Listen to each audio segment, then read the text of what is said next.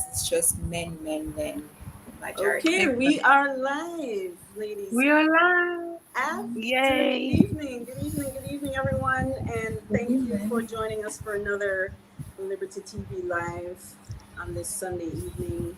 Notice this evening I am surrounded by feminine energy. It's good to be amongst you all.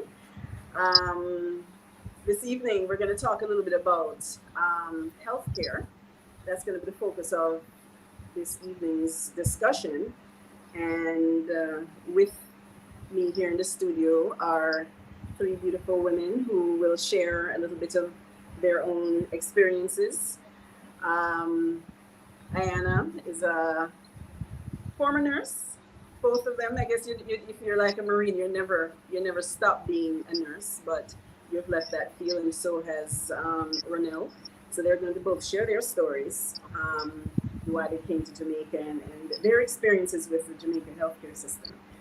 And then we have Krie, who's joining us, who's a part of the UIC and just an organizing group of those of us who are saying, you know what, we're a little bit frustrated with this system and we want to do something about it. So she's going to share her experience and why she's involved all the way from Canada with us. Thank you all again for joining us this evening.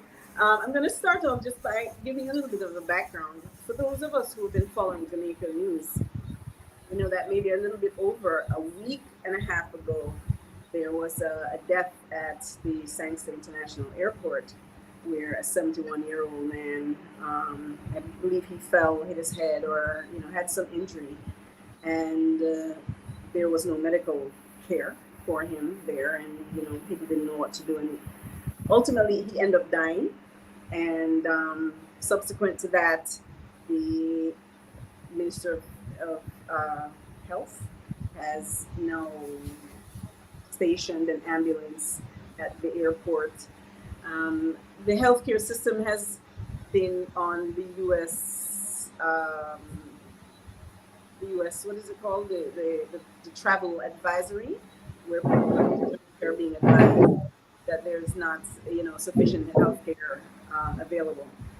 So this situation happened, and the gentleman has passed away. And having the ambulance, there's one thing, but being able to take them to a facility that can attend to his needs is another. And so the healthcare system, not only in Jamaica, is kind of like a microcosm of what's happening globally. And so with us, Ayana and Ruels is going to share what their experience has been, why they decided to leave nursing, and why they're here in Jamaica, and then their experience with the healthcare system here in Jamaica. So I'm going to start off with Ayana. If you just introduce yourself and give us a little bit of background as to what's going on. Why'd you leave nursing? It's paying so much money in the States. Why not? Why did I leave nursing? Okay. Well, I'm actually, I got my degree in 2010 as a registered nurse, and I worked in acute care, mostly medical surgical units. And is this in the U.S.? Where is this? In the U.S. In the U.S. Okay. That's the only place I've ever worked as a nurse. Okay. And then I got my degree, my master's in nursing in 2016, and then I started working as a nurse practitioner. My focus was on primary care, adult and geriatric population. Okay. Can you speak up just a little bit? I can't hear you. So you said you were a nurse practitioner? Yeah, so I have a master's in nursing. I have a bachelorate degree and a master's degree in nursing. Okay. So I have experience in both acute care nursing as well as long-term care, rehab, and like doctors on call. I work for a company called Doctors on Call, where we go to patient's house and do primary care. So that's my experience, my background experience as a nurse. Okay. Mm-hmm. And so where did you were in you decided anyway that you no longer wanted to be nursing? So I mean, acute care nursing was okay, except everything, it was very political. I find there's a lot of how they treat certain patients different based on how much money you have. I didn't like that very much. Sometimes they didn't know how to relate to patient culturally. Um, and a lot of the hospitals I work for, they tend to be religious, like maybe Jewish. Um, I work for a big hospital called NYU Hospital for Joint Disease. It's a well-known hospital, and after and I work for some other hospitals, mostly acute care, like medical surgical. Okay. And my experience is that you sometimes you get an overload of patients. Like, for example, there's places that I work where I have like 8 patients, or and they're on like cardiac monitor. When you're on patient with cardiac monitor, your workload should be less, but sometimes that is not the case based on the staffing that they have. You may end up having 8 patients and 5 of them may be on cardiac monitor. And to me, that wasn't very safe. Like, it's impossible for me to take care of 8 patients, do discharges, do admissions, and give medications, assist them if they need to the bathroom, just things, in between, and So the give. workload was too much for you Yeah, to it's is decide. to provide proper care, because then you're just running from one patient to the next. Okay. And when you work in surgical care, like I'm working on patient that just came out from the operative room, like post-op patients, sometimes pre-op patients. And sometimes I feel like I was taking care of a patient that should be in ICU, but they were on the regular floor. And because you have to keep going in the room, there are a lot of monitors and IVs. You could be giving blood transfusion, and it could be very overwhelming, Yes. and you don't feel like you're really giving the care that you really want to give to the patient. And as a nurse, like, I am the advocate for the patient. That's when you learn you're the advocate for patients, so you have to speak up or say something when you when it when you are not when you are not given the tools that you need to provide the proper care. Okay. So those are some of the things that I experienced in nursing, and I didn't like it. One, also, a lot of the patients um, are have multiple comorbidities. So, and they have multiple medications. And Okay. sometimes you want to give proper education about their medication, but you really don't even have the time to really spend to do it. Okay. And that was something that bothered me as well. And it actually really traumatized me, because now that I'm going through my own healing from all the experience that I have working, I actually experience severe emotional releases Mm. where I remember patients and I was apologizing to patient, like, energetically, um, because I felt like, even right now I feel like I'm gonna a little bit emotional tear up, because I felt like I could have done better, but I just couldn't, because I just didn't have the time It to was do too it. much. Right. Yeah, it was too much. Okay. So I Okay. wanted to do more, but I couldn't do anymore, and that really stayed with me. And I didn't even know that I was holding on to those Okay. memories and those emotions within my own body. Yeah. Speak. You're still speaking a little. I'm losing you at the end. Okay, so But I your thing was is I was really. saying Yeah. that I didn't even know how much that I was holding on to the guilt Yeah. of not being able to provide the care that I wanted to give to those patients. So those emotion and those experience came up later on, after I stopped practicing Okay. nursing, Okay. after I start to focus on my own healing. Okay. Because working in nursing, for so long, I took on a lot of the energy from patients, Okay. especially what I used to do. I work as the NP, and I used to go to their home and visit them, and I see the conditions that they live in. Okay. I started to take on their energy, the Yes. sadness, Oh, wow. like there's so much I wanted to do, and they Yeah. didn't have the, like, home health care. They didn't have proper hours for someone to come and assist them. There was patient that was on total bed rest. There was patient who were paralyzed that I took care of.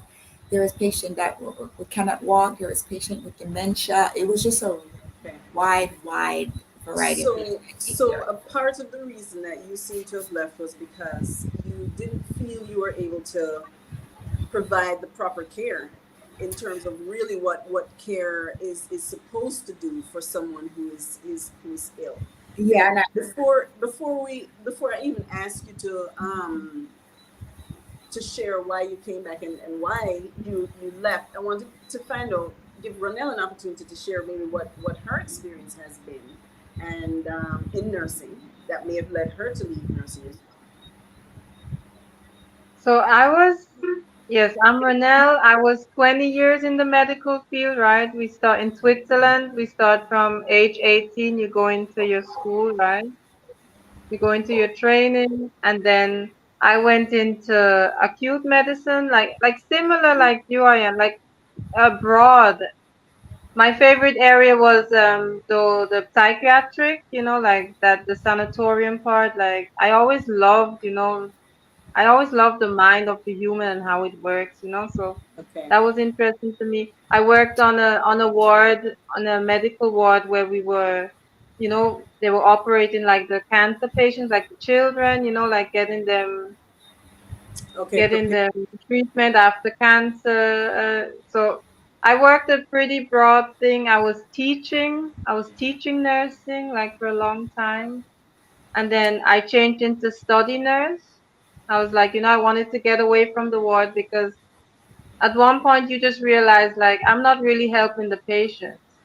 That part where it's like they just come in, like you patch them up, a few weeks they're back in, and that always got me as a nurse. I'm like, I want to be helpful. I do not want to see these patients back. I want to see them well. But when you're in it, you're not understanding what's actually needed, right? Your environment and the psychology part of the whole sickness. So I was like, I just want to get away from the bed. So I went into study nursing. That got me into the part where I could see behind the studies, like the medication. I Okay. could see, like how they put up the studies, how they get the results in. I went to the conferences, like, and just Okay. see like how the pharmaceutical industry, that was like my way into the Okay. pharma side to It see, works. to see that part, how the So this pharmaceutical industry influences the medical industry. Like, industry. yeah. Okay. Okay. And then I did that was one of my favorite things was to do, the brainwave measurements like Okay. EEG, where I Okay. got the chance to do a lot of, I went into psychological coaching because at that point I'm realizing what do the patients actually need to get better or to find, their healing, that they can heal themselves. That's my whole thing. Like we're self healers. So I was So on that road of just figuring out.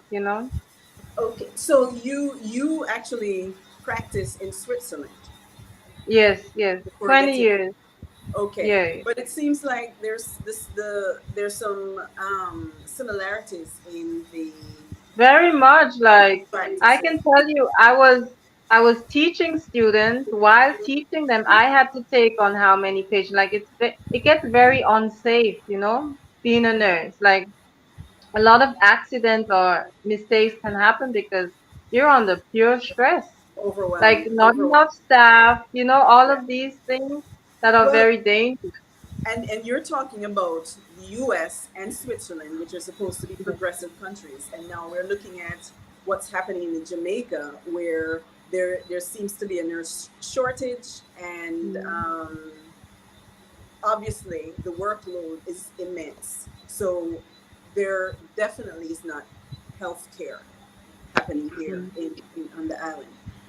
Carrie, I wanted to give you a minute to an opportunity to jump in as well. I don't know if you had any questions that you wanted to ask of them or anything that you wanted to share at this No, time. no, I'm just really happy to be a part of this conversation because I happen to be on firstly I'm Carrie, I'm the treasurer of UIC, and I've been there for several months and as of January, and my role is to ensure that donation comes in to continue the organization because we need fundings in order to run UIC. The reason why I became a part of UIC is because I want to see the change that I so desire. And so I want to Mm. be a person who steps up and be a part of that change. And UIC seems to be the right political party that has the people's interest. Going into medicine, I happen to be a parent of a child, now an adult, who is at sickle cell anemia. So currently he's in the hospital for 40 days. Mm. So I know the medical system extremely well, and I understand that it's a universal thing. It's not just a Jamaican thing, but there's things that um, us as civilians, the regular population, has to really reassess and reevaluate. I've spent a lot of time doing that because of my mistrust in interacting with the medical system. There's a lot of Mm. concern and alarm. There's a history of sabotage in the medical system.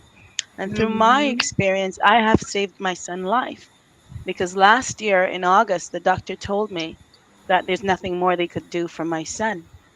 And because of the knowledge I had, I was able to remove him from that hospital within 24 hours. While he said his last goodbye, he thought that this was it because they led him to believe that there's nothing more. But fortunately for me and my doubt in the system, over the years I spent doing a lot of research. And so when they gave him that order that there's nothing more, I stepped in with the knowledge and I aggressively saved my son's lives. And within 2 days, he walked out of the healthcare system and left them puzzled. So I know the importance of, Wow. from the patient's point of view, of not only being a great advocate, but to strongly have doubt in the system because they've conditioned us to lean and depend on their knowledge as the all saying. And Yes. through that, Mm-hmm. our people has forgotten their ancestral knowledge. Yes. We're Mm-hmm. Yes. going away from the plants and the herbs and we're moving into the scientific, the synthetic material, which is even equally harmful to the human body. So I Mm-hmm. have a lot on that area, and so I'm happy to really be a part of this conversation. Nice. Well, Yeah. wow, that was great to know that you were able to actually intervene and use your ancient old school things that we've used and have been passed down for generations to actually apply. So I applaud you for stepping in and saving your son's life. Um, I try to stay away from as much as I can I the think, system yes. and and so but So we're having, that may actually happen. And I know Ayana's had the unfortunate situation in which she's had to have an encounter with the healthcare system here. And Ronell is in it and currently in that situation right now. So I'm going to ask Ayana to share what happened. Why did you end up having to need um, medical care, and what happened? Well, you're speaking about the incident here in Jamaica. Yes, yes. Okay. So after Hurricane Barrel, I didn't have power for almost a month, and I ended up eating something that was spoiled, and I was vomiting the night before, and the following day I became dizzy, and I fainted, and I fell, and I hit my head. So I end up I didn't call 911, but I didn't understand how the ambulance service work here. But I know I called someone that's been living here for a long time to see if they could assist me to take me to like emergency care, and they were like on the phone with me trying to figure out all the places not to go to because they said you're not gonna get good care there and you're gonna be waiting a very long time. So they end up giving me a place that was private. I think the name was G West in Fairview. Maybe I shouldn't say their name, but that's where I went. I went to their immediate care there, and that was private paid. And the cost, I know everyone would not be able to afford that. I was worrying about, like, when I hit my head, I knew it was bad. I didn't look at it, I just knew it was bad. Um, because of the blood was coming out, I'm like, this has to be bad. I was confused. When I woke up, I was confused. I didn't even know that I fell and hit my head at all. I just felt weird. And I'm like, why am I feeling so weird? Because when I got dizzy, I said, let me go lay down. But I didn't even realize that I didn't make it. I just remember waking up on the floor, and I was like, how did I get on the floor? And so someone ended up coming to get me maybe like 30 minutes later after I fell. And I was literally crawling around on my floor in the apartment because I was still dizzy and my head was funny. And there was a lot of blood, so I had to keep pressure on my forehead. But because I already know, I have the knowledge of, if you have to apply pressure, if you fell, you're unconscious. Luckily, I already have that knowledge what not to do and what to do. Um, I knew I couldn't drive myself because I could have became unconscious. So I said, because I have a vehicle, I could have drove, but I'm like, no, I can't drive It's myself. possible you had a concussion, Happened. so Yes, I said, driving wasn't. Yes. yeah, and I didn't know the time period at the time, how long I passed out for. Okay. And so anyway, so the person came and took me to the emergency care, and when you went there, the service wasn't bad, but the cost was a lot. So first you had to pay to see the doctor. For the doctor to see you, you have to pay first before anyone come in. Even though I was there like Yeah. with a head wound, no one's oh, gonna come God, see me unless I paid the money. that's So horrible.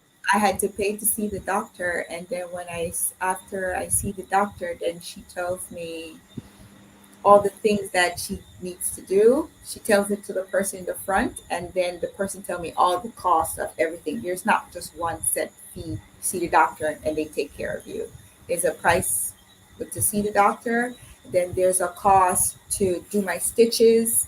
There was a cost to put the dressing on, and it was a gauze. I thought it was some special dressing. There was like my dressing was like 6,000. I don't remember in the video, like Yeah. $5,000.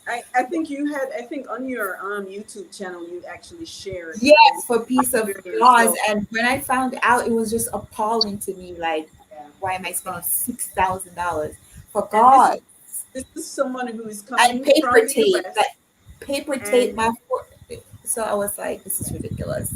yeah, So they also charged me for the needle that they use. They also charged for the medication. So they had to inject my forehead I with mean, lidocaine. there's a cost for doing There's a cost for this. Obviously, everything. Nothing was understood. for That free. it's understood. It's just it seems a little Overpriced. callous and cold hearted when and I don't know if there's any other way to kind of do that, but taking care of that expense, and the fact is that you have the means to have gotten that done. What if you Well, I were was one worried. I was concerned about going someplace where they may not be competent enough and like right, don't do my stitches properly. right, And I wanted to go to somewhere private too because I wanted specific sutras that I wanted, which they did not have. They didn't have certain size needles. They didn't have.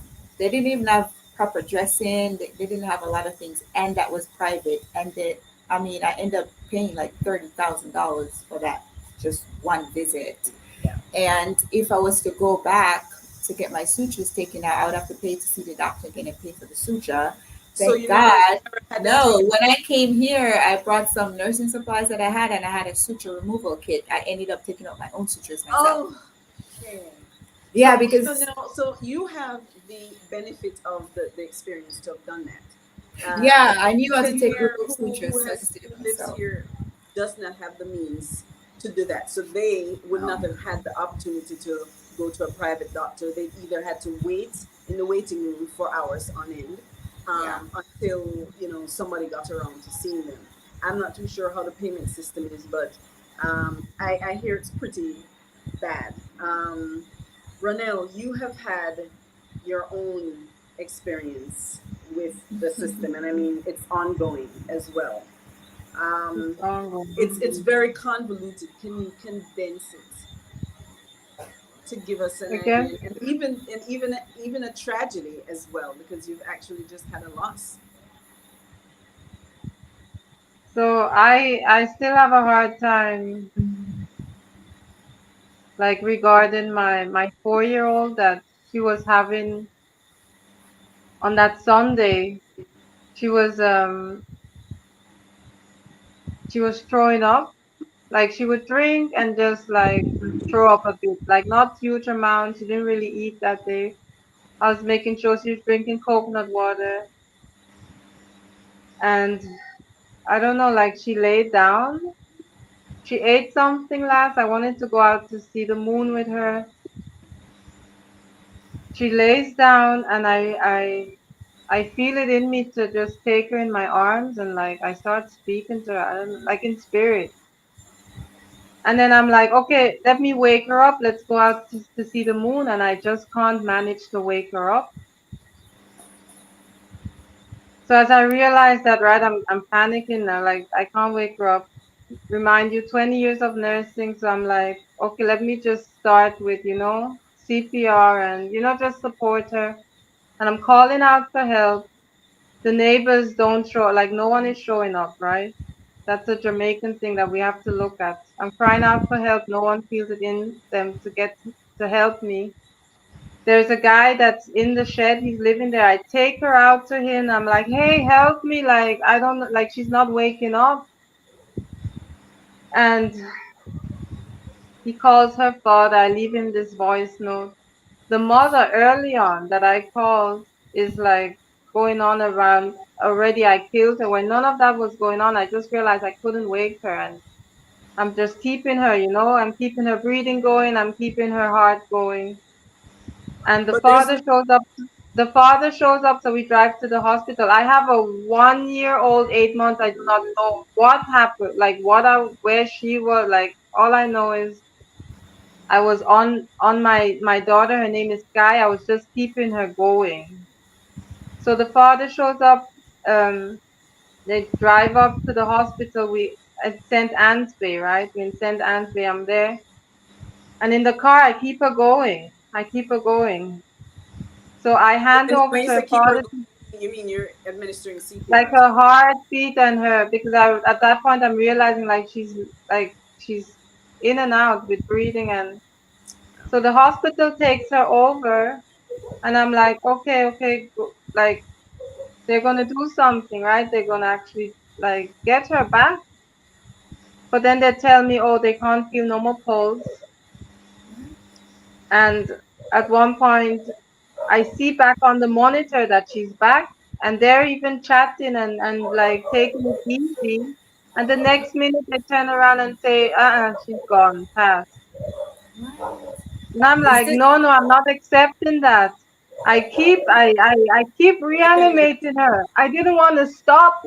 And they were like going on. They were not taking it. They're going on about me giving her poisoning, like Aki, like, and I'm like, where are we? Like, why are we not trying to save my child? No defibrillator. I have to tell them to suck her off. They're not really taking me serious. Like, I know, like, I had to go through that training, CP, right? So I'm trying to tell them, I'm even praying. I'm like, God, please inspire someone to do something right. And I'm keep going, and this nurse or whoever told me I should stop reanimating her. I'm gonna hurt, and I'm like, didn't you like declare she's gone? Yeah. So they come okay? take her out. They take her out. They cover her up. They put her in a janitor's room. There's a next body next to her. In the janitor's room, they put my daughter. I sneak in there. I continue because their whole aim is always like to get the mother out, right? She's mad. And I keep reanimating. I'm praying. I'm trying my best. And I'm like, this I is can. why. This is So, why we're so gone. Like we're not. We should have been. There should have been energy given into this. well, one of the things, obviously, when you have a mother who's losing a child, there's going to be the emotional part of it that I don't know about the medical field, but in terms of mental health, I would think that they would have someone to support you through that phase right now because you are going to try to keep her alive. That's what your mother. You're not going to want to. No, like So I I don't was know trying to if help there's them out. not. They're asking me if I want to do their job, and I was like, yes, because I don't see you keeping her extremities warm. I do not see you really putting in energy into. To trying So to that's one resuscitate. part. But listen, this man takes it further. So He then allowed wait, he then before we go there, well, before we go there, um, because you obviously just and maybe you can help me understand this a little bit, Anna, because you're familiar with the medical system. When a loss is experienced as such, is there some type of mental health support that is given in that situation? Yeah, yeah, they could refer the person to a psychology. Like, yeah, they could do that. There's social workers that does Right, that, and case managers right. that does Because that aspect of it. now there is still another infant in her care that now, as a result of all this, is kind of complicated the whole situation. So the system itself is not supportive of Well, I'm sorry, but listening to her, I mean, I want to go there and beat somebody up. I mean, Acute. first of all, that she's 4 years old, therefore she's a pediatric patient. She's not an adult, so they should be having treated her like a pediatric. So that's what I want. Like, there's no primary care that's for pediatric section. So if a certain children, I don't know what, 16 years old is still considered peds, goes to a pediatric section with doctors who are specifically designated that are for Mm-hmm. pediatrics basically. So I mean, from what she's saying, you bring someone in, a child, to an emergency room, the first thing you do is you get your crash card. I mean, I don't understand the system here, but in the US, when there's something like that, someone's losing pulse or they're not breathing properly, you're applying oxygen to their face and you're Right? checking their pulse. If they don't have a pulse, you're giving their CPR. If there's no pulse, you're defibrillating them. You're putting on your ADD. You're following the CPR for Exactly. children. There's a specific okay. CPR for that you follow for children, and it didn't sound like any of that was done. Hmm. It wasn't like, It's I'm telling you, I yeah, had that to that tell them sounds crazy. oxygen. I had to tell them oxygen, and then it was It's the just ABC. watching It's the me. ABC of any nursing, and I would think that's an international too. Airway, breathing, circulation. Airway, breathing, circulation is the thing that you have Yeah, to yeah. tend to right Wow, away. wow, Airway, check airway, breathing, circulation. wow. And So I it think doesn't like sound like they have a I protocol. tried stopping her off because she did have, like she had a sinus issue. She was like, Yeah. there's a whole reason, right? But that's what But it sounds never. like. That's what But it So she sounds that like. But that what yeah, it sounds happened like she was couldn't like breathe. I was blindsided because Sky used to have her asthma attacks and I would guide her through So it sorry. naturally. Like we would steam. Like I know when my child is not well. This is just it's Yeah. I'm so so blindsided. It's like so when you so can't put it together. Like what did she eat or anything? Because we always eat together. So so like they were trying to solve the issue of what may have happened rather than trying yeah, to they wanted to say to like the figure whole her out. story was I killed her. I gave her like they had their story. I killed her. She gave her Aki, blah blah blah. And So then then just to pause real quick. they Okay, admitted let they me wanted my baby in there. one I have a one minute. 1 year, 8 month year Ronell, old. Ronell, I one. can't Give me a hear minute. you. I can't hear you. Give me a moment. I Um, can't hear you. if the I mean, it's obviously the system is a She's shambles, having right? trouble. Are you hearing me now? Not clear, not loud and clear. Not clearly.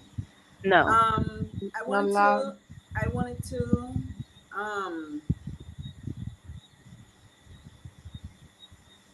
obviously this is a problem that is huge. It's bigger than we can handle. And to find the solution, Carrie had a situation where she had to kind of remove her child from the system and administer some other care. So there's something wrong with the system as it currently is. And it seems to be devoid of compassion and care and really what health care, it's in the word. But there's no care that seems to be given because the system is overwhelmed and the solutions are very limited to whatever is taught in medical school. And as a people, we have different healing modalities that we, through the years, have applied to keep ourselves and our families healthy. And we've gone away from is there a way back to that? And But how would that can happen? Carrie, can I sure, speak to that for a second, please? sure. Now, I want to say this. In my experience with the system, and number one, I want to take us back to why I'm really strongly in favor of UIC. The reason for the UIC party is that we really need to have a overall. We have to overhaul the entire system. We have inherited abuse, and we've come to embrace abuse, and that's really what's going on. When you look at what we call the Jamaican political party, we're looking at abuse, historic generational abuse. And so it's going to manifest itself in every aspect of the system. And that's what it sounds like. One of the things that what I do best is research. When I don't understand things, I turn to research. I look at historical facts. I know that in my history, in the research that I've done, I know that the medical system, we should not underestimate because they have had a history of corruption. They have had people who have interests, monetary interests, who've taken over the system, who have had influences in the medical school of thought. Now it gets even worse when you go into the what they call the countries that are not so advanced, countries that are struggling. So, Third world, yes. but where are they getting their knowledge from? Number one, their politicians are corrupt. So we're looking at policies and a failure of governmental bodies. And I'll say this: when I had my son, he was a sickler and he was admitted into the hospital for a crisis in the lungs. And they tested him for COVID, and he came out negative, but yet they put him in an isolation, COVID isolation, with a COVID outbreak, knowing that he's a sickler and he already had a compromise. So they were really trying to kill him. Fortunately for Mm, myself, I know a tool, and this tool I'm going to urge everyone to learn. It's called Freedom of Information, FOI. I've looked at the Jamaican government, it's in all the countries. This is a tool that you use to, when you're in a situation in a crisis, you use that immediately because now you're going after the administration and the money system. I did not ask to speak with the doctors. I did not ask to speak with the nurse because I find them to be terribly unreasonable. I don't go there. I go straight to the administration. I ask only to speak to a floor manager. And I took them 2 days to get back. So time was critical because he had 5 days, and by the fifth day they said he was dying. His his organs, everything was failing. That was the diagnosed, and he could barely talk. And he said his last goodbye.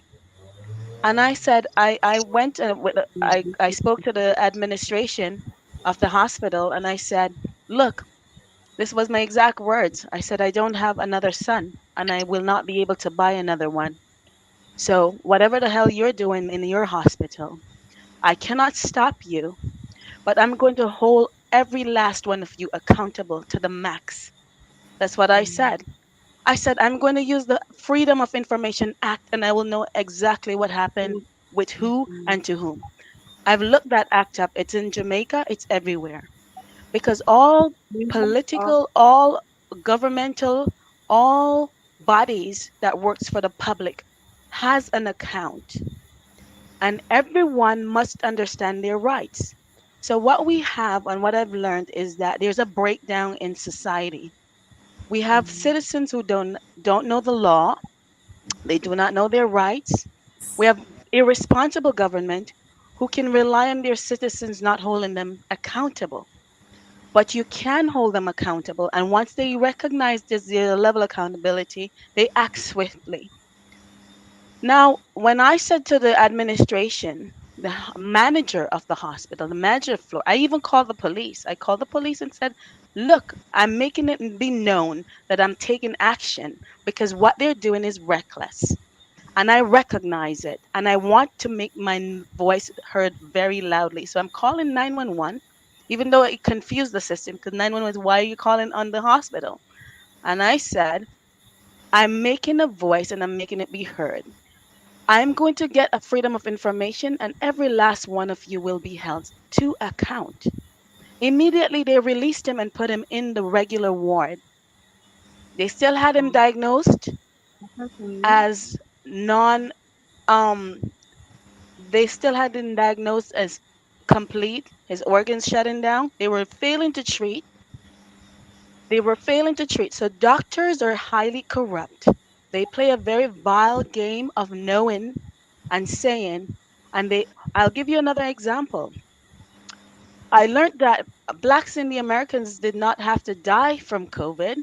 They needed high levels vitamin C, 50,000 to be 50,000 IU to be approximate, zinc, quercetin, and high level vitamin D. 50,000 vitamin D, my correction, 50,000 IU vitamin D, high level vitamin C. They have knowledge.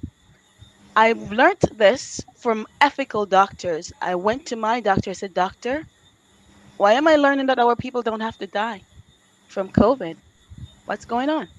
My doctor says that he takes that for himself, but he's not allowed to tell the public because he could lose his license. So we as citizens have to be aware that there's a two-tier system in the medical system and they are lethal. And I'm going to make one last point. I like data. I like to look at data and I go straight to the source. So I go to the government body. And Jamaicans are in trouble because since the 1960s to today, you have a significant amount of Jamaicans dying. Your death rate is extremely high. It's one of the highest, and that is not being talked about. Somebody has to have an answer and give an account.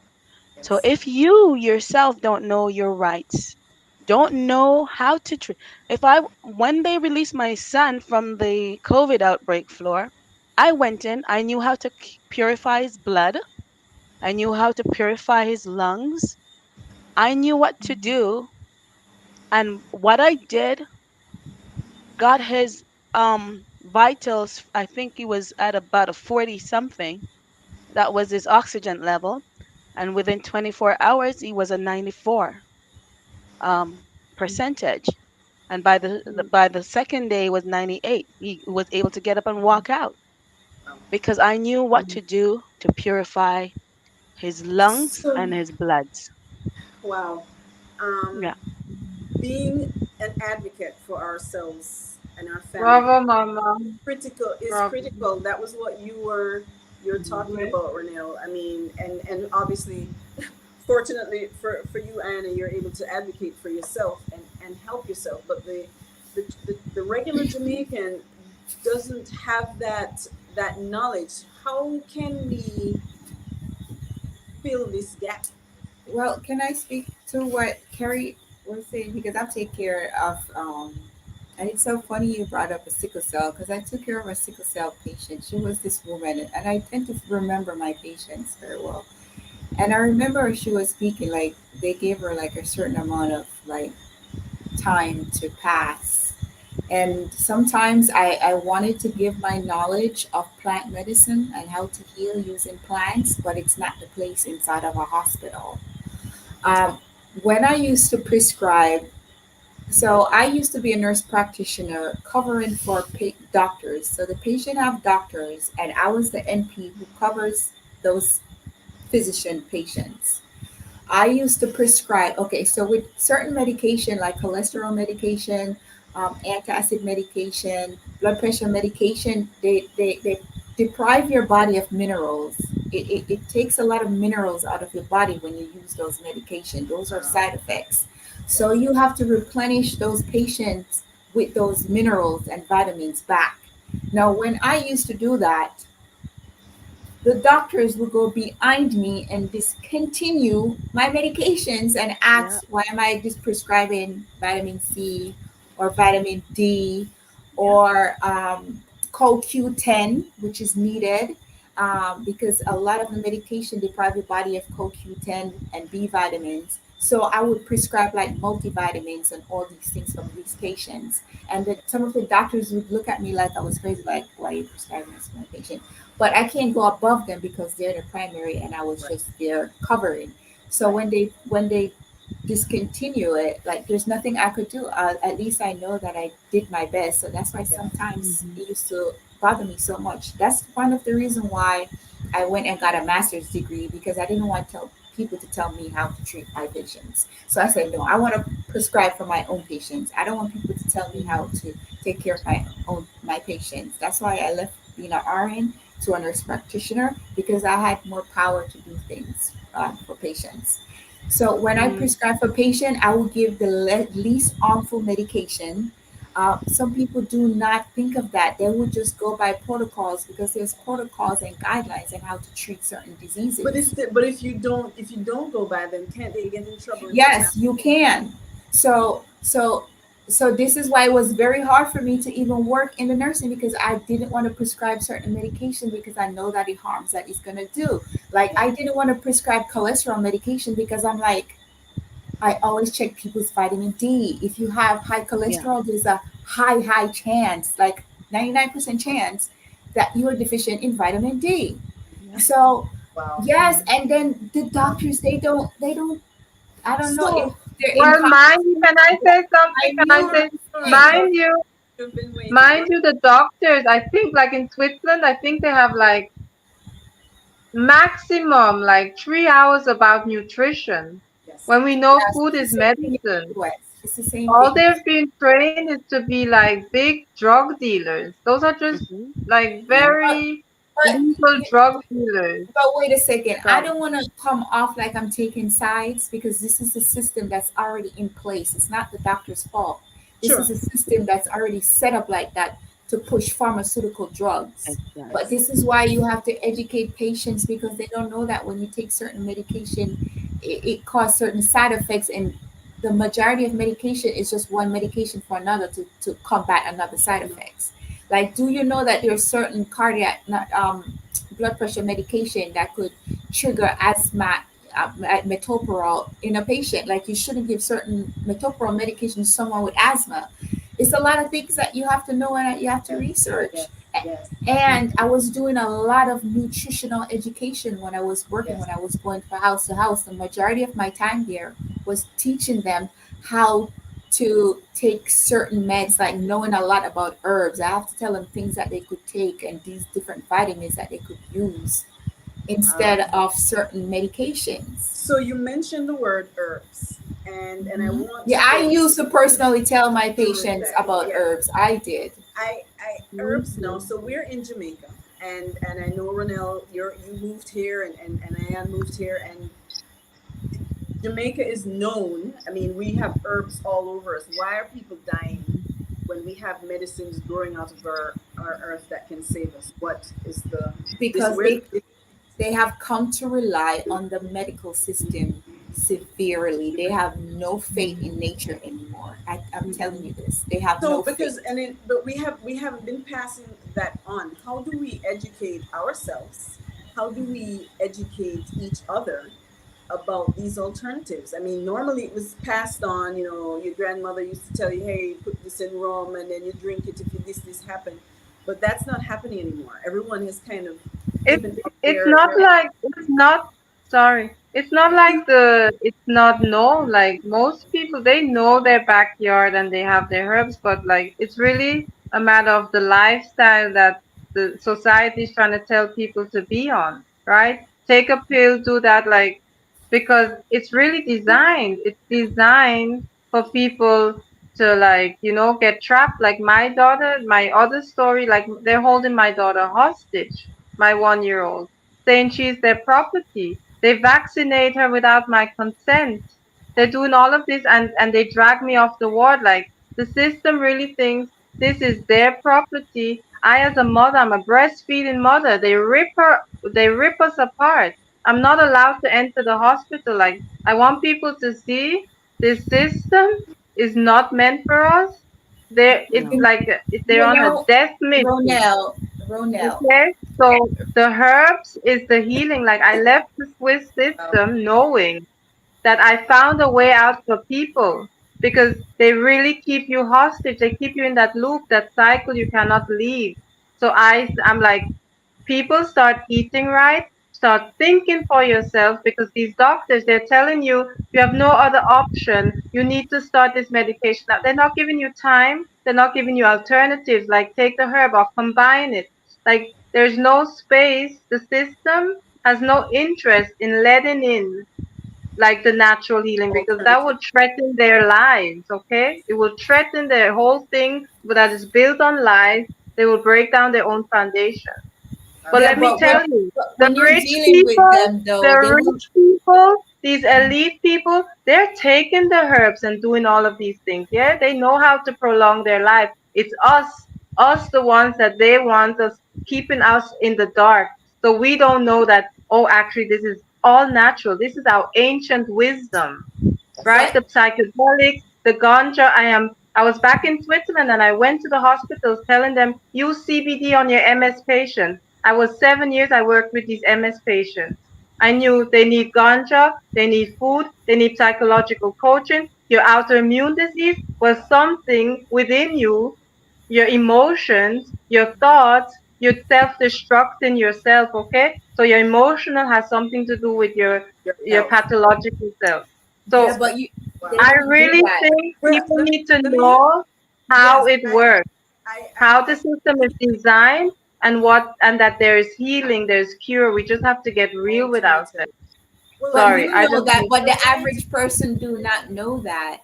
You right? have to understand that they do this thing purposefully. This is why they fragment different things. This is why you have a neurology, a psychology, a psychologist, a kidney specialist, immunology. You see how they separate the body and yes, fragment it? exactly. It's not connected. It's not holistic. Yes. So this And they already. Can even the mind and emotion, uh, emotional part of our health, because you mentioned sometimes our illness is it's so emotionally No, but sorry, Karen, all your illness is volume emotion. is in and I'm out, sorry. Karen. I just wanna, All mine all is wavering. yeah, Okay, yeah, it's in and out. 1 minute, ladies. Can you hear me clearly or I can no? hear you We can hear clearly. you clearly, but it goes in and out. Okay. So for The the volume. listeners, it might be a problem. Yeah. I we know that we have stepped far outside of our natural healing process, especially as the people who have been kind of taken away from our ancestry. And we've been inserted in a very foreign system that has I want separated people our to body talk into about different it. parts and pieces. And we don't know how to kind of come back to self, and we won't be able to come back to self through this system. Obviously, we need a balance of both, because if you have an injury, you may need immediate care, but there are things that we can do to prolong our own health. What if anything have you done to maintain your own health, Carrie? In Oh, I want to start off by saying that with all that I learned something. I made sure I teach.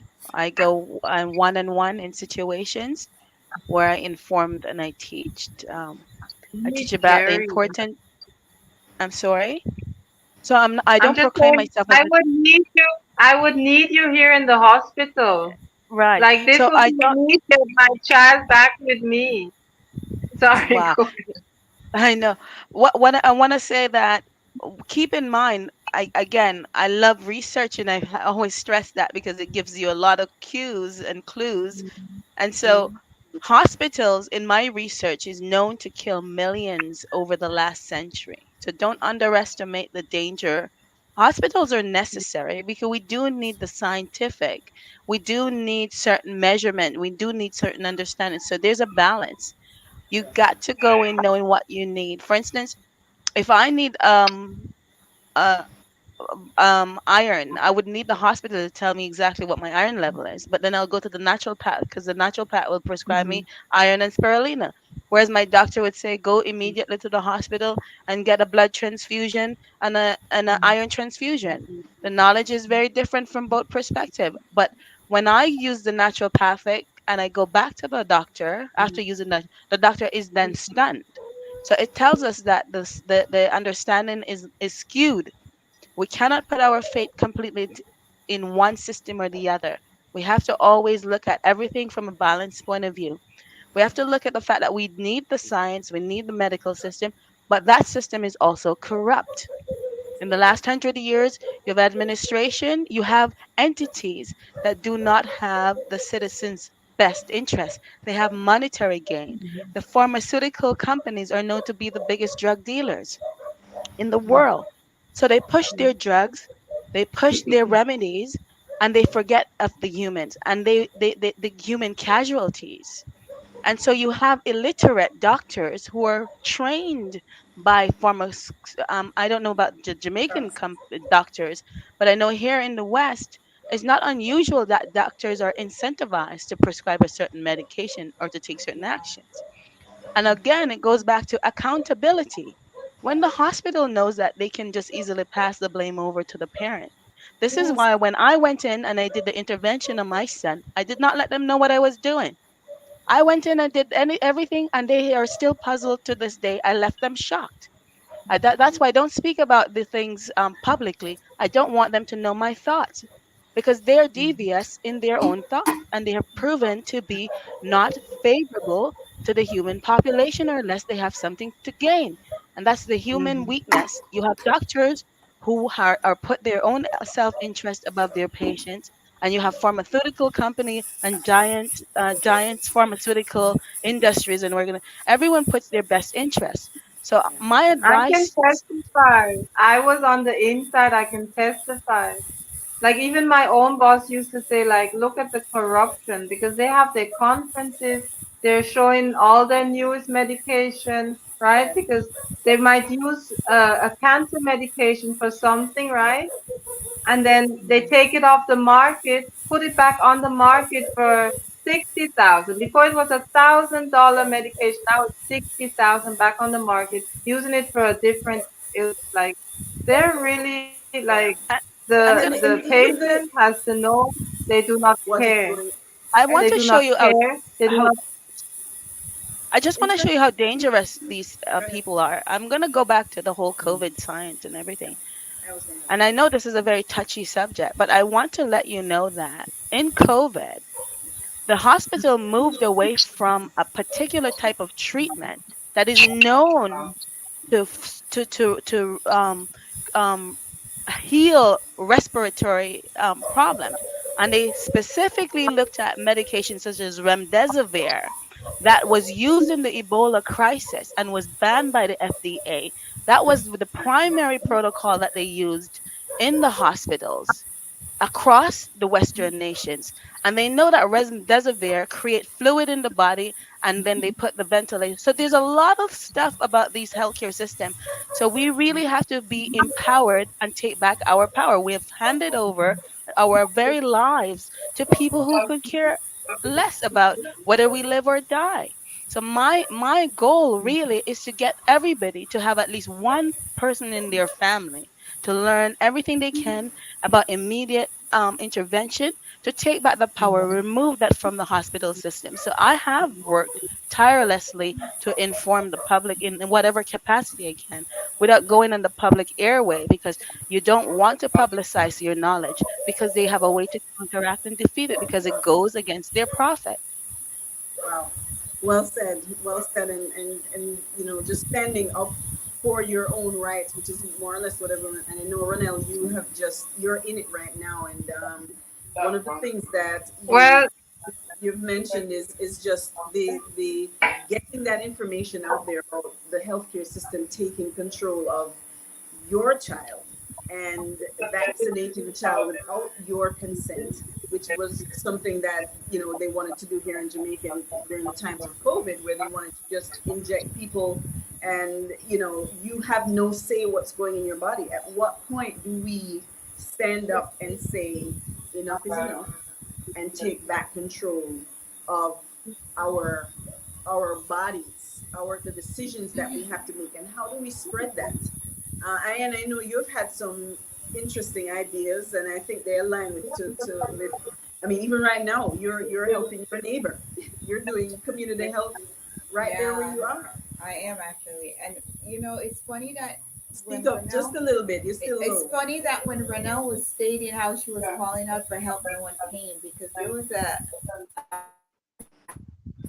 when I Her, her volume is gone. Yeah, you're breaking up. We can't hear you at all. The internet. Uh, your internet is breaking up, and may so have I was frozen. at someone's house and I heard someone said the name of people just call You're still breaking up, Anna, like this person yelling calling and you're very low. So You're We can't. very We low. can't. Her internet issues. She can. and Yeah, your no internet one is. came, so I'm gonna Can go you log off investigate. and So log back in, and I'll let you back in, and maybe I'm gonna it'll go clear Maybe up. she's gonna investigate to come see back what's in. going on. Try again. When I Yeah, was log out and I then log back in, and then see if it'll was reset. doing I know we've been on for almost an hour right now. Sometimes the internet goes in and out. In terms of while Ayana is trying to get back on, in terms of community information, some how help. what can you do beyond So I just went inside the house and I said, "Can working on I your come in?" I own went to the health and She's wellness? Run it. she's still in the background. Can you log her out and have her log back in, please? Okay. Yes, perfectly. So, Can you you know, go you ahead? Go have ahead. your question was what are some of the tips we can offer? Well, Yes. it's funny how Ayana was saying she got hit by she had a bug that really affected her, and I had this a bug just 2 weeks ago. I really was in a very dire place because I had a food poisoning myself. Ah. Yeah, and it was really serious. It's the closest I've ever been to being transported to the hospital in an ambulance. I've never been in an ambulance, but I was pretty close. And what saved me was I had busy and Ah. Guinean weed Yes. in my cupboard, and that really the third day where my heart started flustering because I was going at least I think 30 times a night. I wasn't sleeping at all, and so it started affecting my physical being where I was no longer able to walk. So I could totally relate to her being passed out. That just happened less than a month ago. Ah. It was a very severe experience. I've never experienced anything to that significant, and I was almost on the verge of going to the hospital. But again, my doubt in the hospital led me to lean on what I had in my cupboard, which is the busy, the Yes. Guinean and weed. There's so Yes. much thing. The charcoal Yeah. when we burn our fires, wood fire at the time when I lived in Jamaica, I know we don't realize the importance of that charcoal. That charcoal helps with poison. That charcoal is rich. You could burn the marijuana plant, and that's another very rich. So just some serious knowledge on how to counteract certain Yes. poison and Yes. certain Yes. situations. Yeah, and I mean the knowledge is out there. I am outside working around in the garden sometimes, and just the other day I was out in there, and one of the little prickly things caught my skin, and I felt it started to heat up. Everywhere where that plant touched, it was almost like poison ivy, and it started to burn. So I quickly ran down, broke off a piece of aloe, and I started rubbing the aloe on the area that had been you know, had gotten the pricks, The scrub, yeah, and it started to kind of the pain started to dissipate, and then I had some colloidal silver that I sprayed on that as well, exactly. and it kind of took care of it. So just um, things, some of the knowledge that we have that we can lean upon and make sure you're right. Having Bissy around, I also while that happened, I took some Bissy as well. So, you know, on the topical, did the topical thing, but I also did something inside to, in case there was an allergic reaction. But Absolutely. telling you, I am learning and having to learn so many things in terms to make sure that I can protect my own health if I fall into any type of trouble, Absolutely. and knowing that it's not a dire emergency. I just need to know, and many of us don't know. Many of us Absolutely. don't know.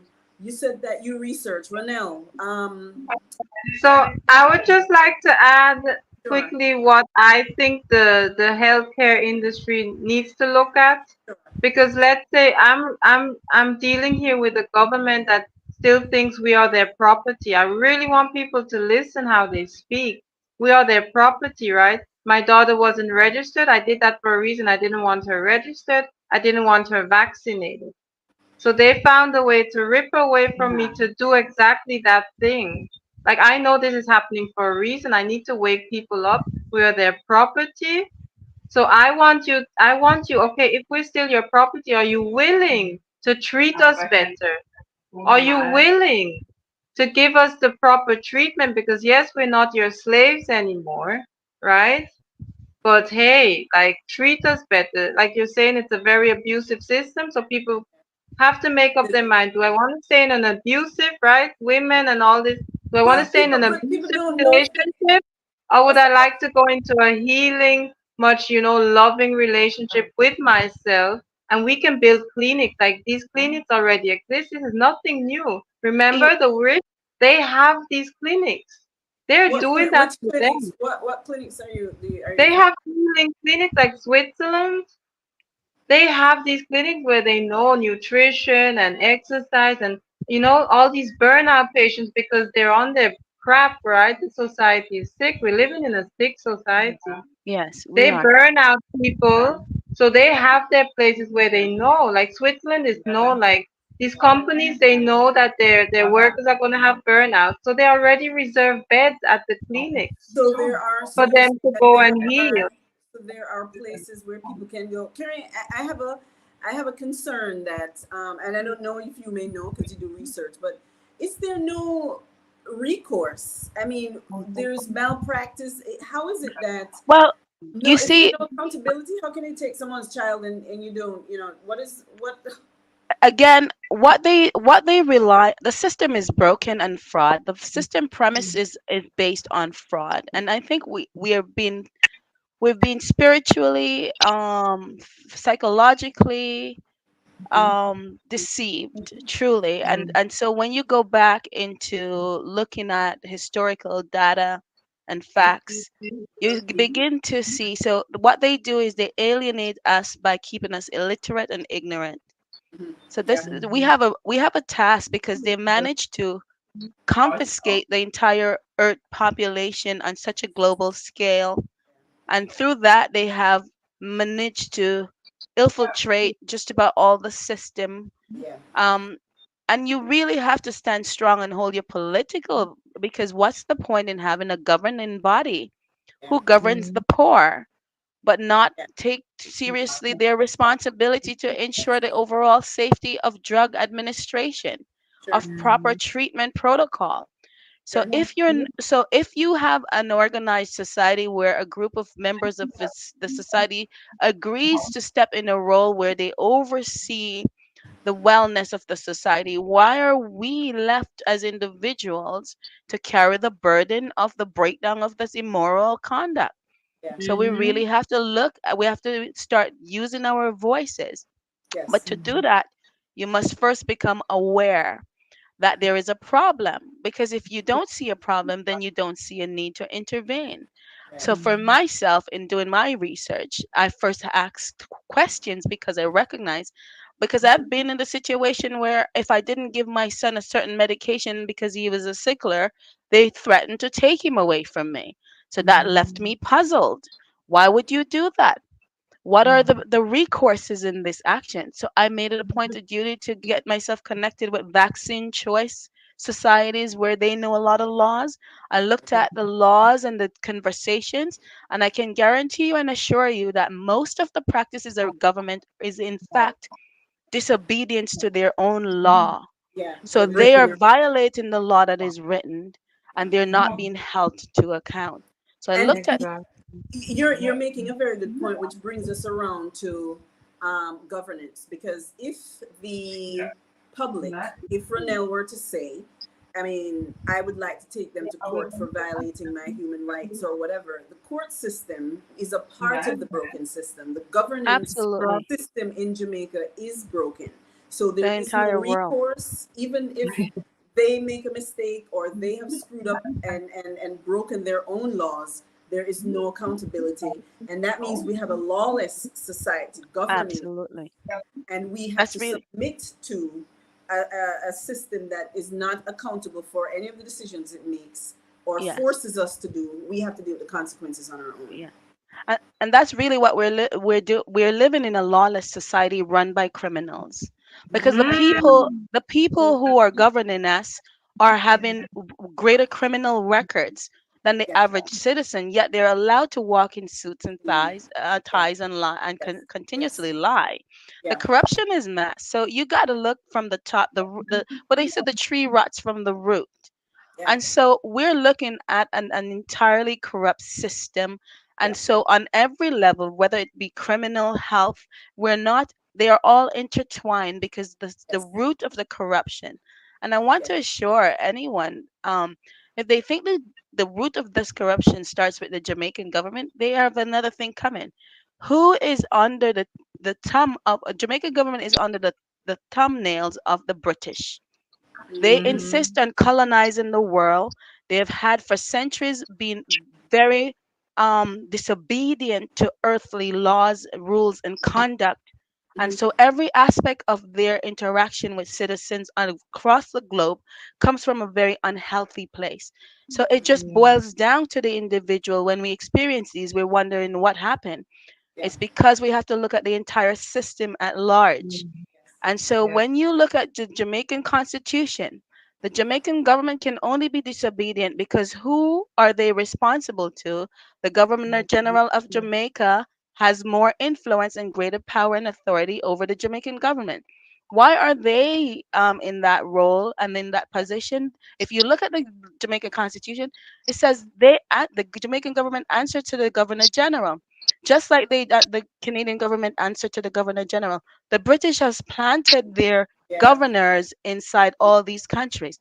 Yeah. Now, inside that contract, they clearly states that if governments are having misconduct, if governments are violating the citizens, if government are not adhering to certain laws and policies that are in favor of its citizens, then that government should be held to task and the governor general should do something immediately to replace the government and etc. So Mm-hmm. we all are in a so-called system of governance, Yeah. and the laws are written clearly, identified clearly, but they can almost rest assured that the citizens are so asleep and so Yeah. blinded to Yeah. everything because Yeah. they give us all types of distraction other Yeah. than the truth. So Yes. you have to Yeah. begin to want to know the truth. You have to Yeah. become curious. You have to seek, and you have to become independent in your thought. And then you have to become revolutionary in your actions because they have, and this is why I'm with the UIC again, because I love that type of revolutionary Yeah. intelligence, We, Yes. can reasoning. I say Oh, something? yes, Yes. please Because Thank go you. ahead. Please I do. want to say, like, it's really a systemic issue, and Yeah. we're actually facing this man-based system, right? These are coming from, like Ayana was saying in the beginning, right? These are men that are in leadership when natural order would be the female or that balance, and that's why it really has to tilt over back to us. We women now have to stand up because I feel like this is happening like on a bigger level, right? The divine is actually really coming in back for us. Like this Right. is like once again, let my people go. We're there again. This Yes. is Yeah. Yes. liberation. True. And I True. want And people to know that we really now's the time to speak up because we're saying we don't know. We know. We black people have to stop this. Sorry, absolutely. black. I just use words, okay? But I want Yeah. us to stop being ignorant to our denying ourselves, denying our powers. We know these things. We Yes. know we were the Moors or whoever. Like we were teaching once these colonizers, okay? Just something got very twisted. We forgot that we are powerful beings. Yes. Yeah. And But one. they're feeding us the wrong, Yeah. right? If you let Well. them, they will feed you the wrong food. They will give you Yeah. wrong information. Just Yes. really, as you say, have you Well, in a sleep mode and you're walking we're. towards their slaughterhouse. I want It is. people It back is. on the It is. path of It is. life. Get back It's. to the divine, get back on life. Sorry. It is. Sure. No. I will let you finish your thought. Yeah. The root of it also, as you mentioned, is education, and it was very concerning to me recently when they reported that 82% of the students failed the national exam. That is critical. So if you have we used to call people dunce and those things, and I don't like using that word because you're dunce if you're going to be having people learn things that are completely unrelated to anything they need to learn and test them on it. They're supposed to, you give them the information, they're supposed to tell you back, and you grade them based on that, and that is not education.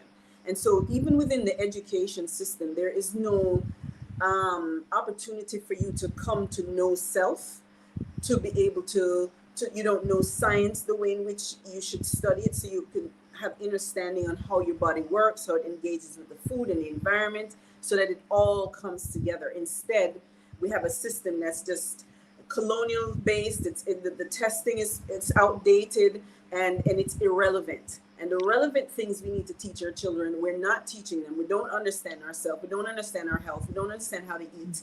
And those things we don't know, or we've gotten away from, and they've retaught us, and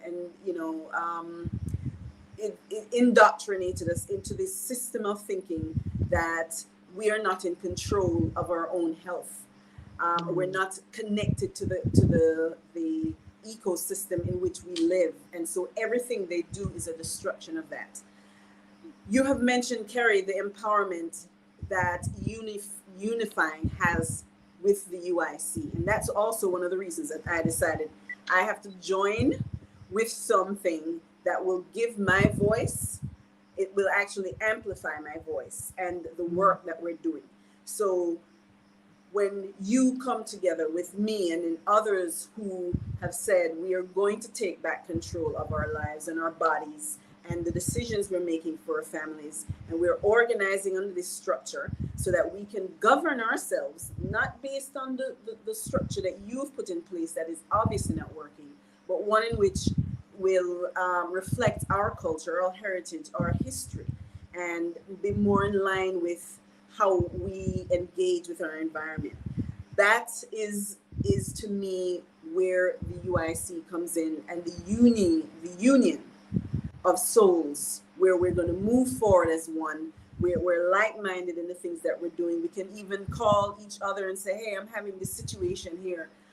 What do you think I could do? Or, and then someone, that has happened before. I mean, I've asked, it wasn't Ronell, it was Julie.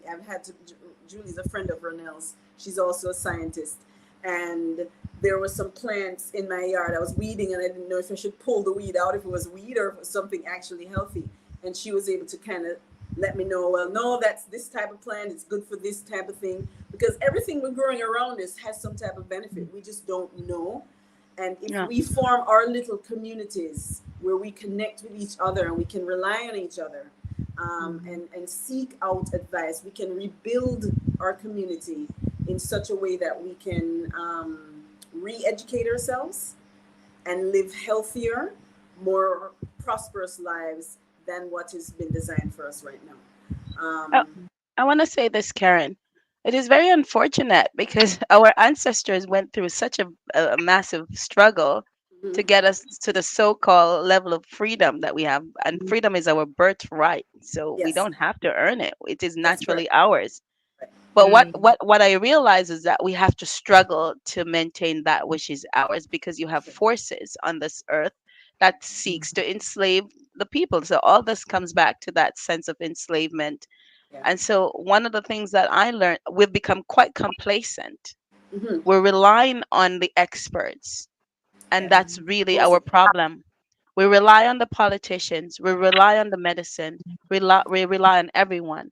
When I have a question and I go and do my search, I broaden my horizons. I get multiple answers, not just one from one yes, particular person.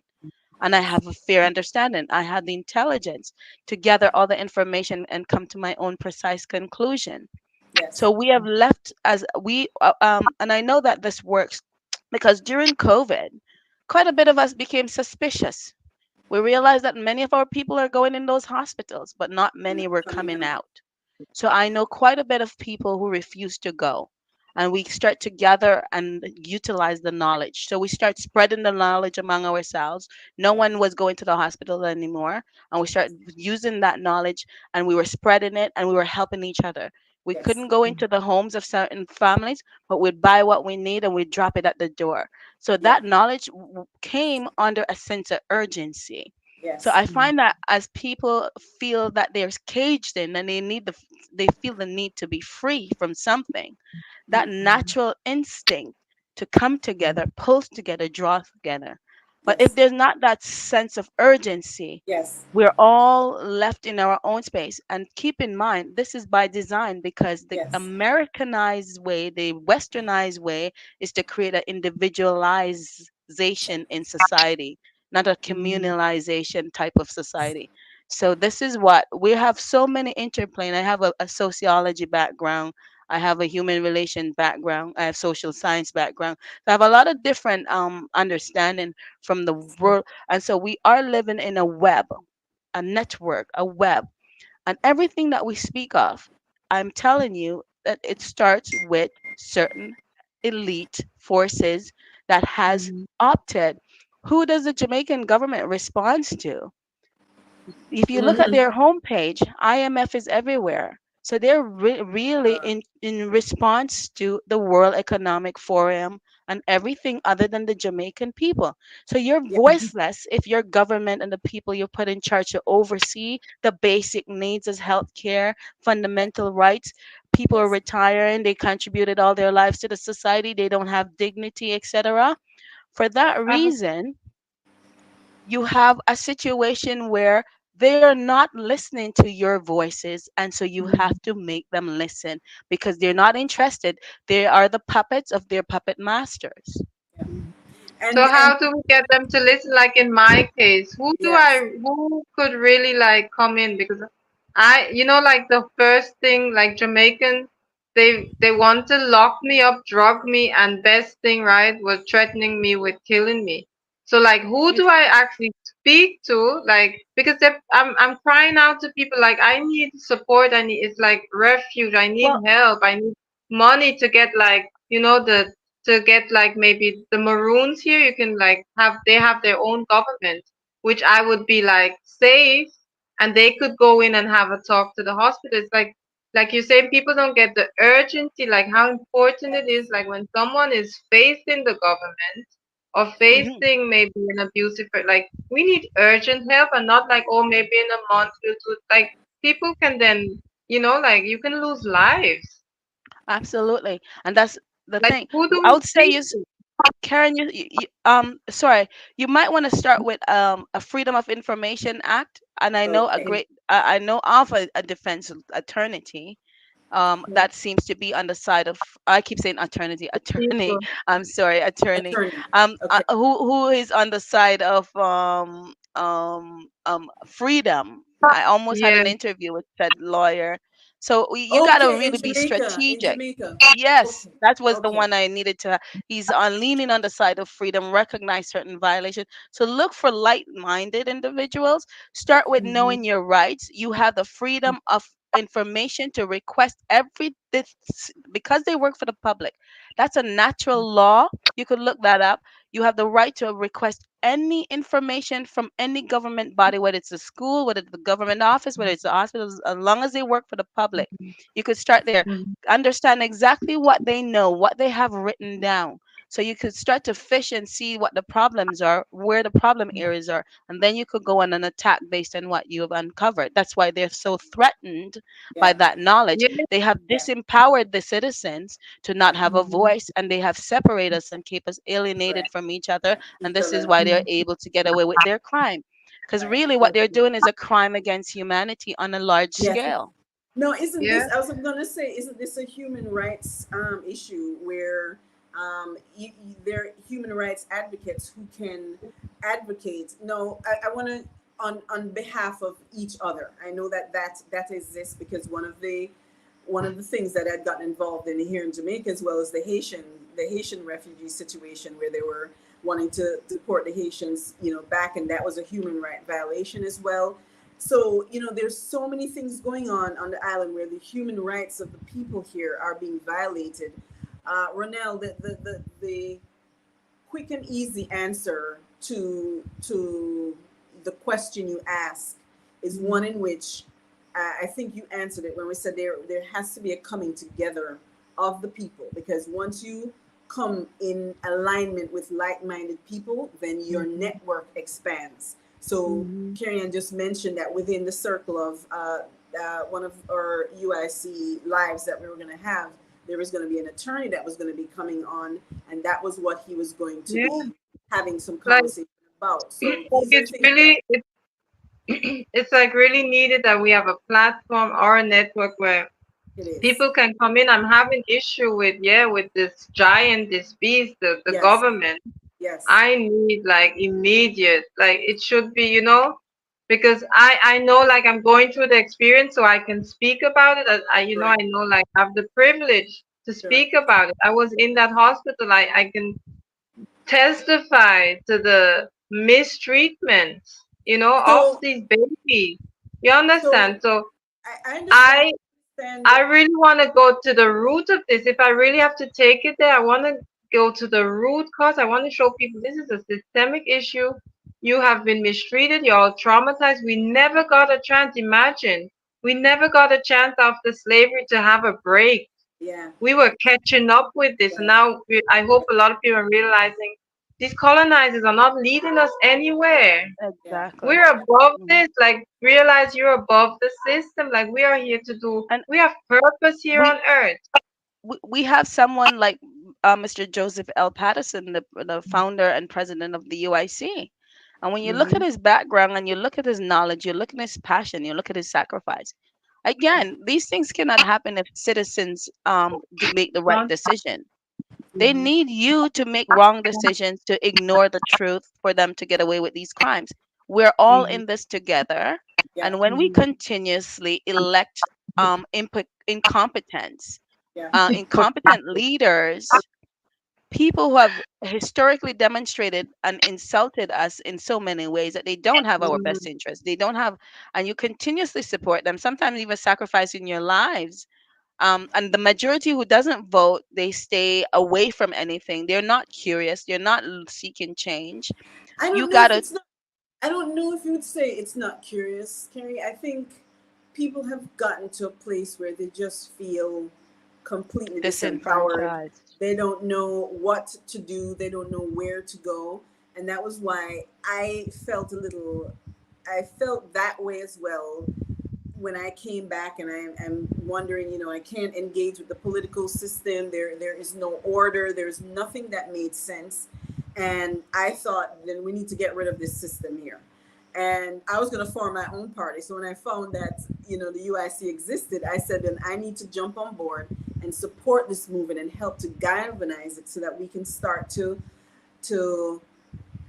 strengthen our numbers and therefore our voices, because it is the voice of the people. If you only have 30% of Jamaicans voting, then 70% are having to live under a governance structure that they're not in alignment with. But in order for Absolutely. us to be to overcome, we have to come together under a structure and system that will empower us to have a voice, not just by ourselves, Hmm. but when we speak, we're speaking as one voice. So And uh, let me, I want to give you a moment, Ronell, to say a few final words, and then Carrie, I'll give you a few moments as well to kind of wrap up. And then, we will continue to hack away at this. We're going to continue to work on growing this party, working on growing our influence in taking over our own lives, one person at a time. Ronell, a few final words before we go. Oh, I'm sorry. Hang on 1 second. 1 second. 1 second. I think are you on mute? On mute. Okay. There you go. Am I back on? Yes, you are. Are Go you ahead. hearing me? Yeah, man. Yes, go ahead. So my final word is I think the time is now. It's now. Remember, they're always planning ahead, right? Yes. Like, I think COVID was just like a test run. Yes. Study us, study, you Yes. know? So How will I people feel like die? now is the time. We really have to organize, come together, Yes. and into action. And I True. feel like once we know it's also a spiritual warfare, it's a holy war. It's not just on the material side. Like if we get back into our powers, knowing that if we chant, we play the drum, like really get back to the herbs, get back to earth, this Yes. is done. Like we can liberate ourselves, but we really have to get together now and see the urgency Yes. and True. organize before they, like because it's horrible, like feeling how they can just violate you like that. How I felt for my ancestors like this was what they Yeah. had to go through Go through it. slavery Sure. every day, you Sure. know. Sure. And now I feel like we should be We're done. returning. We should be We're done and returning. over. Yeah. I really want it to be known, like they should be anchored in history, in her story. Do Yes. not do not violate the divine mother. Do not violate the sacred connection between mother and child and try, like they're trying to get in between nature. Yes. It's like you cannot fight this nature. Stop it. They should just now all remember to fear the most high. That's just my thing. True. Thank you. True. True. Thank you for inviting me, for Yeah. allowing me to speak today. Thank Yeah. you. No, thank you for sharing. And I know that you just had a loss, but you're directing that energy into getting your voice heard, and not just for yourself, but for all the women and all the children who Women and they children, want to we need hear your voice. liberation. Yes, true, I very true. And I Carrie? just yeah, I just want to say UIC. UIC, here we go. That is the voice of the people. That is the party that stands for the people, and we need to rally behind said voice because we Yes, need to make our voices be known in a collective manner. And that's one of the Mhm. reasons why, because I'm very strategic and I'm very careful. I don't align myself. I'm here on a public platform. I'm not a yes, very public person. People haven't spoken to me in my personal lives for many years. 10 years of the time my phone don't ring.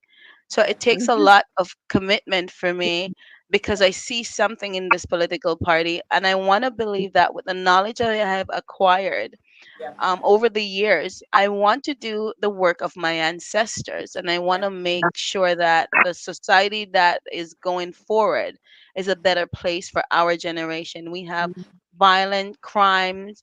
We have distortion of every sort. We have Jamaica is such a beautiful and soulful place. It's yes, so rich in so many things. It's yes, unfortunate that we have this evil energy yeah, that has shrugged the entire country and yeah, has distorted our view of our greater inner being, a spiritual being with creative energy.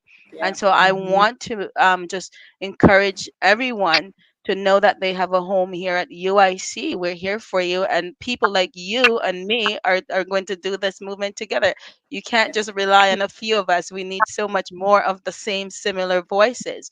And this yes, is why I don't align myself with political party ever. But I'd yeah, never Mhm. want to see a society that is so broken for my future generation. They must know that we're never going to go back into enslavement. No yes, matter what Mhm. they try, no matter what stunt they pull, Exactly. we're never going to be in a situation where we're denied our freedom. We have to ask permission. And they are so Mhm. arrogant in their approach. They want yes, us to have NID ID. They want us to have everything. They are Yeah. miserable failure. They've shown that they're incapable of running society. Everything that they put their hands on fail in such a fails, miserable way. They want to replace the almighty power yes, and by taking on certain position. They don't have the right. They don't have the authority. We need our collective voice to remind them and let them know that we're going to step in and we're going to take back what is ours. Period. beautiful, Mhm. wow, wow, Period. wow. Good for the Well people. said. I don't need to add anything to that. That was well It's said. a it's a I too campaign. I too felt the need to be empowered, and someone referred to me the other day as a politician, and I was just like, a politician. The idea of stepping forward and saying, if this is how we have to fight, this is what I have to do, then I'm going to do it. Call me whatever name you want to, but it's not going to work by me being on this end and allowing these parties that have been in existence for long enough and have oppressed our people long enough, and the people have no other options. If this is my way of creating an option, then I'm going to step in and I'm going to do my part just like you, and we can support each other through so that our voices can be heard. Thank you so much. Thank you so much for sharing. And Carrie, I know that this you came in as a backup, but it's such a great topic, and your contribution has been invaluable. I am definitely offline, Ronell. We will reconnect with you to see how Yeah. we can support you in what you're going through, Please, yeah. in terms of the healthcare system here. That's why the UIC exists, to be a place where people can come and join forces to get the answers that we need. Thank you both again for your time this evening. Thank you everyone who has jumped on and joined us. I haven't been able to read the comments that are being made, but thank you all for your comments and your input. And we're going to continue this fight one thing at a time. We have healthcare to deal with, we have education to deal with, we have roads. Food, There's so many food issues. And system. Raquel, you're not alone in this fight. We're going to rally Thank around you you. as much as Ranel, we can. So yes, let us know absolutely. what we can do to help you, and we'll do It's what we really can. like I really like, for me, the whole thing, I would love to show the world a really beautiful example of what happens when we unite, when Yes, we, like come together as a community. Like yes, this whole situation, this family matter, like yes. we should take them in, like, and have the talking and do like our spiritual practices, like this could be solved in a really sacred way, but because we're in a system, they don't care about, it's meant to break us apart. It's Well, really to but there, show how the black family breaks apart. yes. It's just a really good example. Like this is how we fail as a black race every time. Well, we're going to show how we can be successful, and we all know that Exactly. that only happens when we unite. That's my focus. I True. wish for that to come true. I really think we can do that. It can happen, That's my and we biggest are hope. going to make it happen. We're going to make it happen. Yeah. Um, we're gonna. I'll touch bases with you offline, and we'll reconnect to see what we can do to support you through this. Thank you. The Thank challenges that you're going through.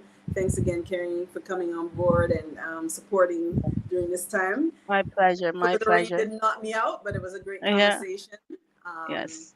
and look forward thank you. to it again. Thanks again. Have a great More night. power to you women. We women have to Yeah. now do it. It's All really right. like we Have a women. Let's show them. have a Yes. good night, ladies. Have a good Yes. night. Take care Thank now. Bye bye. Bye. All thank right. you. Take care. Thank you. Thank